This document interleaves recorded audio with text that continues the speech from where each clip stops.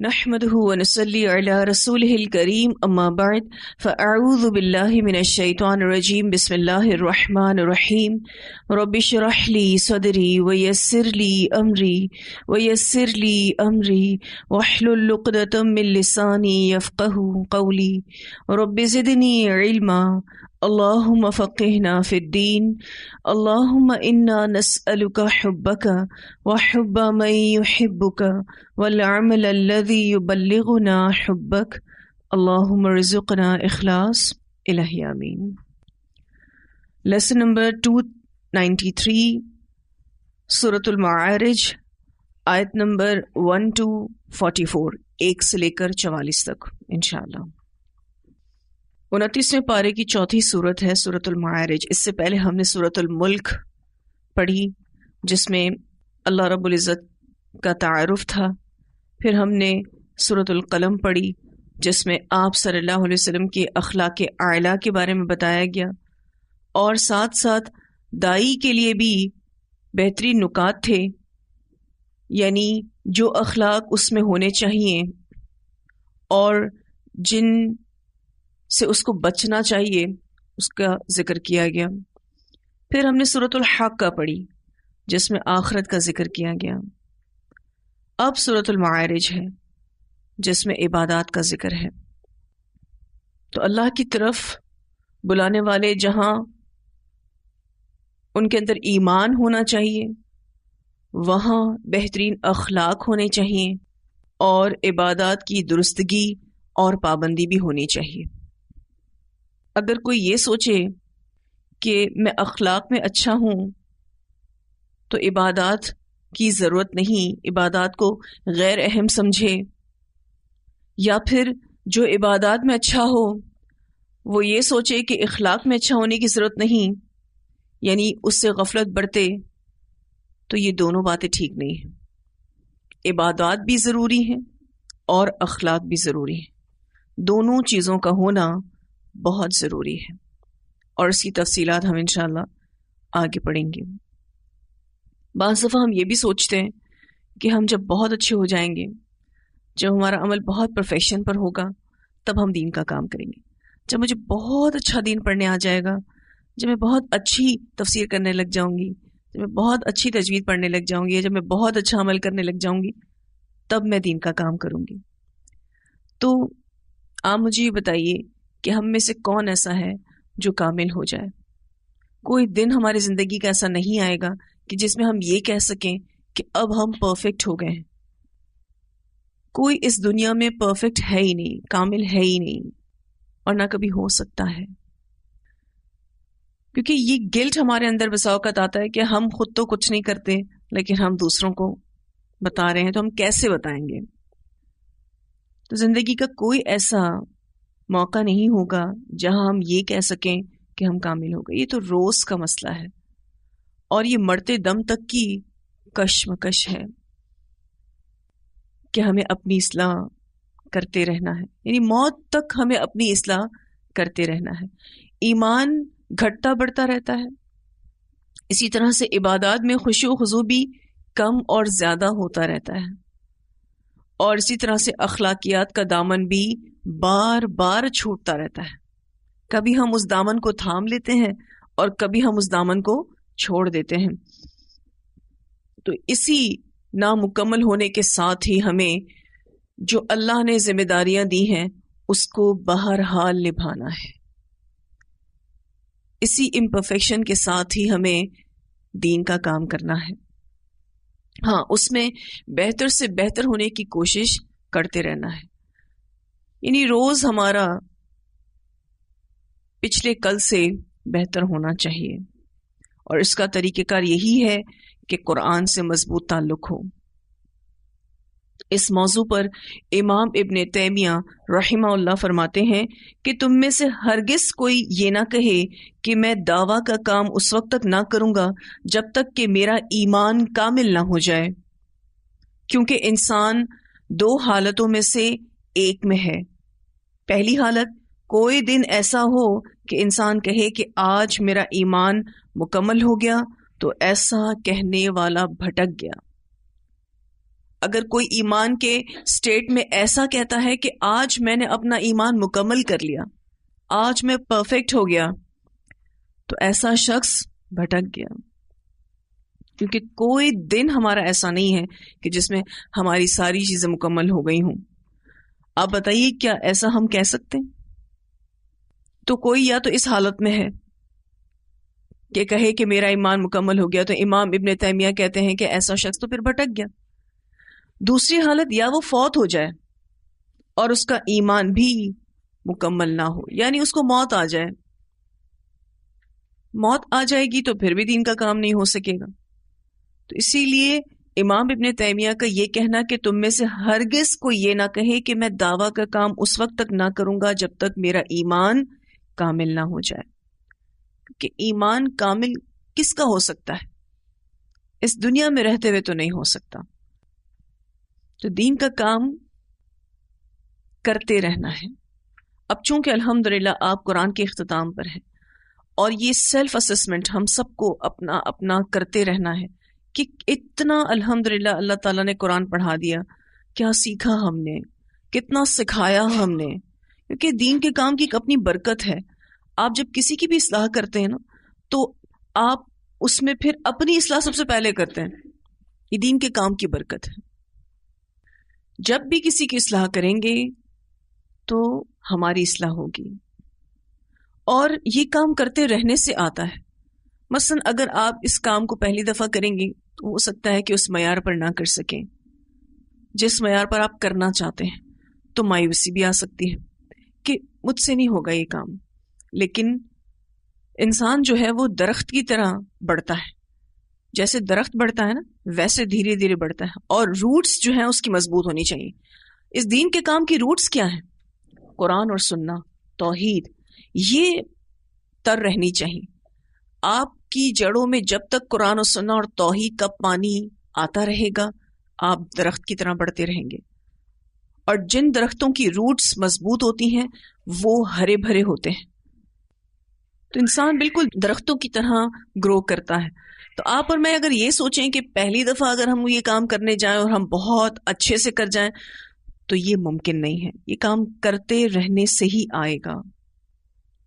میں خود بھی تھوڑا غور کر رہی تھی اپنے پڑھانے پر، اور آج سے کچھ سال پہلے اپنے ریکیپ کر رہی تھی، تو بہت فرق آتا ہے، اور یہ دھیرے دھیرے ہی فرق آتا ہے۔ دین کا کام کرتے رہنا ہے، اور اس کے لیے اللہ کی معرفت، دوسری چیز بہترین اخلاق، اور آخرت کا ایمان یعنی جواب دہی کا احساس، اور عبادات میں درستگی اور پابندی، چاروں چیزیں داعی دین کے لیے بہت ضروری ہیں۔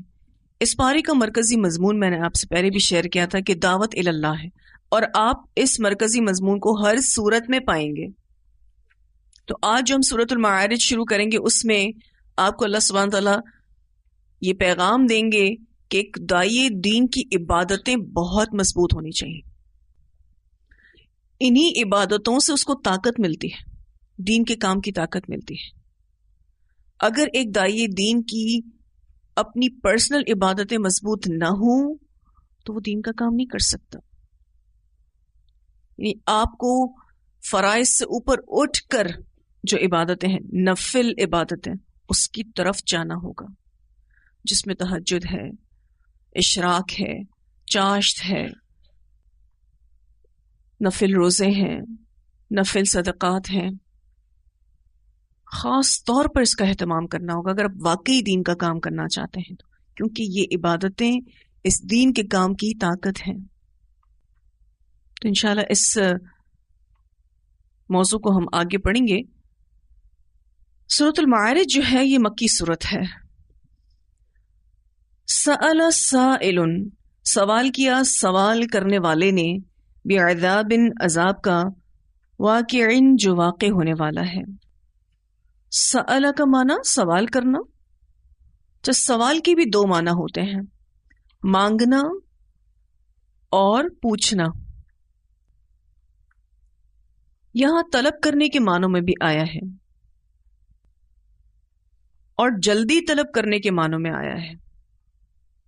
یہاں جو بھی عذابن کے ساتھ با ہے، اگر آپ اس کو سرکل کر لیں، یہ با اس بات پر دلالت کر رہا ہے کہ طلب کرنے والا جلدی طلب کر رہا ہے. تو ترجمہ یوں ہو جائے گا کہ ایک طلب کرنے والے نے عذاب کے جلد واقع ہونے کا مطالبہ کیا جو نازل ہو کر رہے گا. کہا جاتا ہے کہ سورۃ المعارج کی یہ آیات اس وقت نازل ہوئیں جب نضر بن حارث یا ابو جہل نے دعا کرتے ہوئے یہ کہا تھا، اللہم ان کان ھذا ھو الحق من عندک فامطر علینا حجارۃ من السماء او ائتنا بعذاب علیم. سورہ انفال کی آیت نمبر 32 ہے. اے اللہ، اگر صرف یہی تیری طرف سے حق ہے تو تو ہم پر آسمان سے پتھر برسا یا ہم پر کوئی دردناک عذاب لے آ. تو یہ عذاب مانگنے والے نضر بن حارث یا پھر ابو جہل ہیں. سورۃ الحج کی آیت نمبر 47 میں آتا ہے وَيَسْتَعْجِلُونَكَ بِالْعَذَابِ، وہ جلدی مانگتے ہیں آپ سے عذاب. تو مانگنے والے اہل مکہ بھی ہو سکتے ہیں. پھر بعض مفسرین کا یہ خیال ہے کہ سأل سائلون سے سوال کرنے والے رسول اللہ صلی اللہ علیہ وسلم ہیں، جنہوں نے اپنی قوم کے لیے بد دعا کی تھی اور اس کے نتیجے میں مکہ والوں پر قحط سالی مسلط کی گئی تھی، جس کا ذکر ہم سیرت میں بھی پڑھ چکے ہیں اور قرآن میں بھی اس کا ذکر آتا ہے. پھر اہل مکہ اس عذاب کے بارے میں پوچھا بھی کرتے تھے، کیونکہ سوال کا ایک معنی پوچھنا بھی ہوتا ہے. تو ایک پوچھنے والے نے عذاب کے متعلق سوال کیا کہ وہ کب آئے گا. تو اس صورت سے مراد پھر کافروں کا وہ سوال ہے جو بار بار عذاب کو جھٹلانے اور مذاق کرنے کے لیے کیا کرتے تھے. سورۃ الملک کی آیت نمبر 25 میں آتا ہے وَيَقُولُونَ مَتَى هَذَا الْوَعْدُ إِن كُنتُمْ صَادِقِينَ، اور وہ کہتے ہیں کہ یہ وعدہ کب پورا ہوگا اگر تم سچے ہو تو. تو یہ عذاب کے بارے میں پوچھا بھی کرتے تھے اور اس کا مطالبہ بھی کیا کرتے تھے، مانگا بھی کرتے تھے. لِلْكَافِرِينَ، کافروں کے لیے، لیسا نہیں ہے، لہو واسطے اس کے، دافع کوئی دفع کرنے والا. یہاں پر اگر آپ آیت نمبر 1 سے 2 کے درمیان دیکھیں تو چھوٹا سا لا بنا ہوا ہے، یعنی واقع للکافرین، جو واقع ہونے والا ہے کافروں پر، یعنی ان کافروں کے لیے تیار کیا گیا ہے ان کے کفر و عناد کی وجہ سے اور عذاب کے مستحق ہونے کی وجہ سے. تو ایسا عذاب آئے گا ان پر، لیسا نہیں ہے، لہو واسطے اس کے، دافعن کوئی دفع کرنے والا. ایک دفعہ جب یہ عذاب آ جائے گا تو اسے کوئی ہٹا نہ سکے گا. جب اللہ تعالیٰ اس عذاب کو نازل کرنے کا ارادہ فرمائے گا تو اسے کوئی ٹال نہیں سکے گا کافروں پر، جسے کوئی ہٹانے والا نہیں. للکافرین لیس لہ دافع، عذاب کو کوئی کیوں نہیں ٹال سکتا؟ کیونکہ من اللہ، اللہ کی طرف سے ہے. اور ایسا رب ذی المعارج، جو عروج کے زینوں کا مالک ہے، جو بلند درجات والا ہے، بزرگیوں والا ہے. تو اس عذاب کو کوئی اسی لیے ٹال نہیں سکتا کیونکہ وہ اللہ کی طرف سے ہے جو اونچے درجوں والا ہے. ذی المعارج کا ابن عباس نے معنی کیا ہے کہ وہ بلندیوں اور بزرگیوں والا ہے، اور مجاہد رحمہ اللہ فرماتے ہیں کہ ذی المعارج سے آسمان کے درجات مراد ہیں. یعنی اس عذاب کو کوئی معمولی نہ سمجھے، وہ اللہ کی طرف سے ہوگا جو بلندیوں کا مالک ہے، یعنی اس کی ذات بھی بہت بلند ہے. اور آگے اللہ تعالیٰ فرماتے ہیں تعرج، چڑھتے ہیں، الملائکۃ فرشتے، والروح، اور روح الیہ اس کی طرف. تعرجو کا لفظ عرجا سے ہے، اس کا معنی جھکنا بھی ہوتا ہے اور اوپر چڑھنا. اب آپ دیکھیں جب اوپر چڑھنے کے لیے کوئی کوشش کرتا ہے تو تھوڑا سا بینڈ ہوتا ہے پھر اونچا چڑھتا ہے. جیسے سیڑھی چڑھنے کے لیے بھی آپ دیکھیں تو تھوڑا سا بینڈ پوزیشن اور پھر اوپر جانا. تو تعرجو عرجا سے ہے، اس میں جھکنے کا معنی بھی ہے اور اوپر چڑھنے کا معنی بھی ہے. تعرج الملائکۃ چڑھتے ہیں فرشتے، والروح اور روح. والروح سے پہلی مراد جبرائیل امین ہے. ان کی عظمت شان کے پیش نظر ان کا الگ خصوصی ذکر کیا گیا ہے، ورنہ فرشتوں میں تو وہ بھی شامل ہے. والروح سے دوسری مراد انسانی ارواح، مراد مومن کی روح ہے جو مرنے کے بعد آسمان پر لے جائی جاتی ہے. تو دونوں مرادیں ہو سکتی ہیں والروح سے. پہلی مراد جبرائیل امین اور دوسری مراد انسانی ارواح، لیکن انسانی ارواح میں سے بھی مومن کی روح، جس بارے میں ہم حدیث بھی پڑھ چکے ہیں کہ جب ایک مومن فوت ہوتا ہے تو اس کی روح کو فرشتے آسمانوں میں لے جاتے ہیں اور اس کا اندراج علیین میں کر کے پھر اس کو واپس اپنی قبر میں لایا جاتا ہے.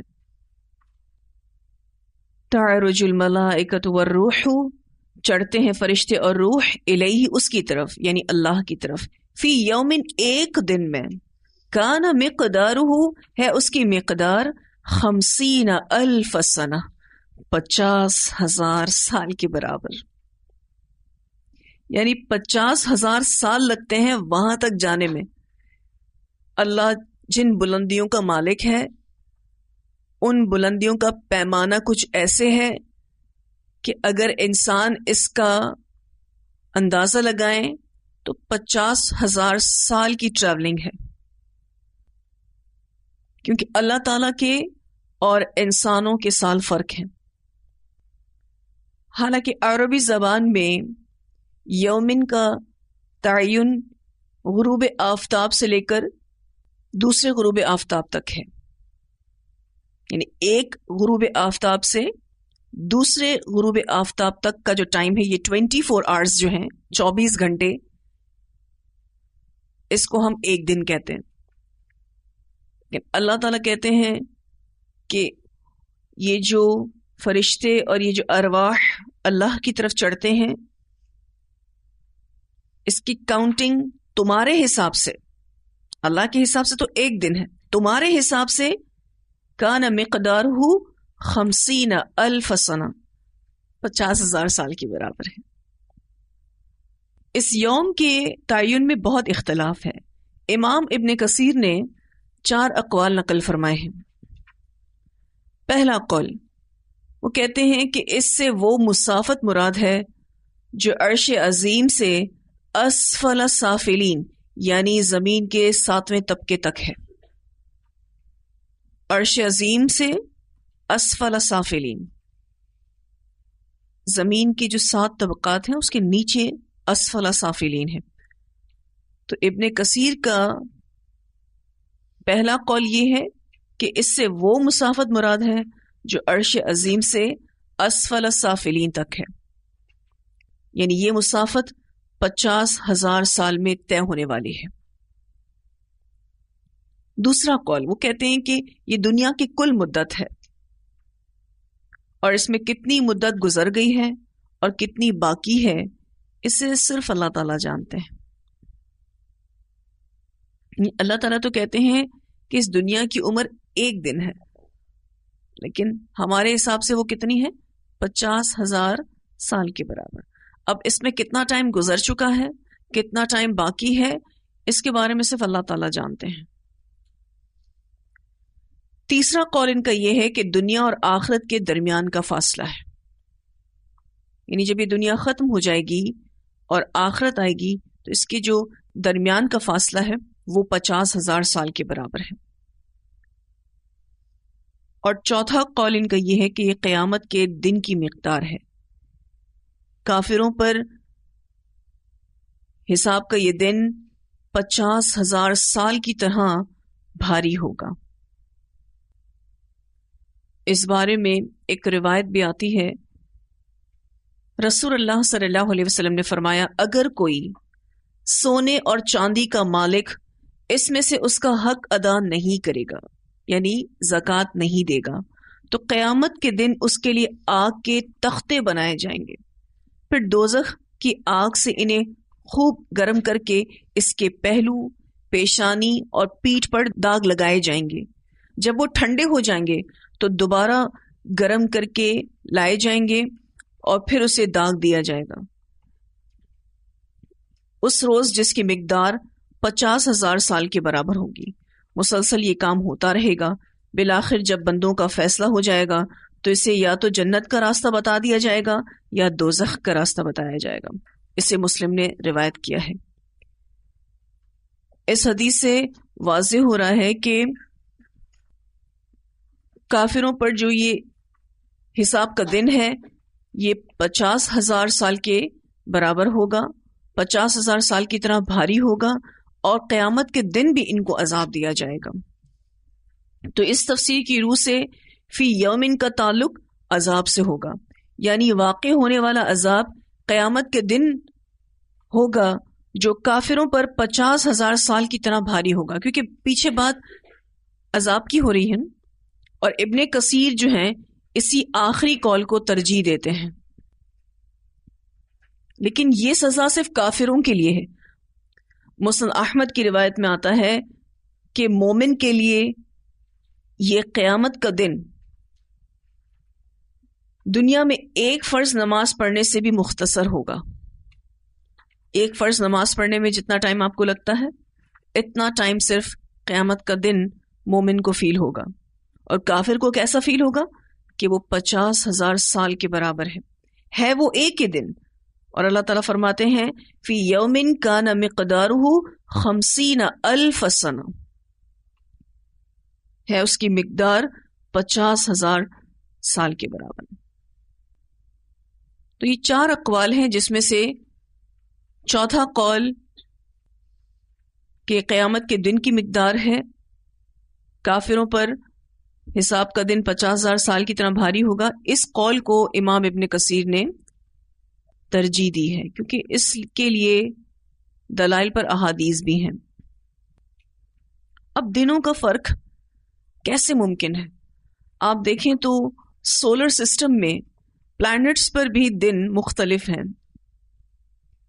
ہمارے اس پلانٹ پر یعنی زمین پر رات اور دن کا جو ٹائم ہے وہ 24 گھنٹے ہے، لیکن اگر ہم چاند پر دیکھیں تو چاند پر یہ یوم ہمارے حساب سے تقریباً 1 ماہ کا ہے، اور اسی طرح سے اگر عطارد یعنی مرکری پر دن ہمارے 88 دنوں کے برابر ہے۔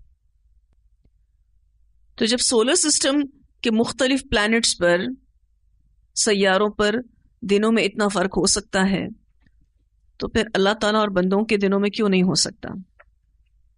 اس طرح کی بات آپ سورہ سجدہ آیت نمبر 5 میں بھی پڑھ چکے ہیں، یدبر الامر من السماء الى الارض ثم يعرج الیہ فی یوم کان مقدارہ 1000 سنۃ مما تعدون۔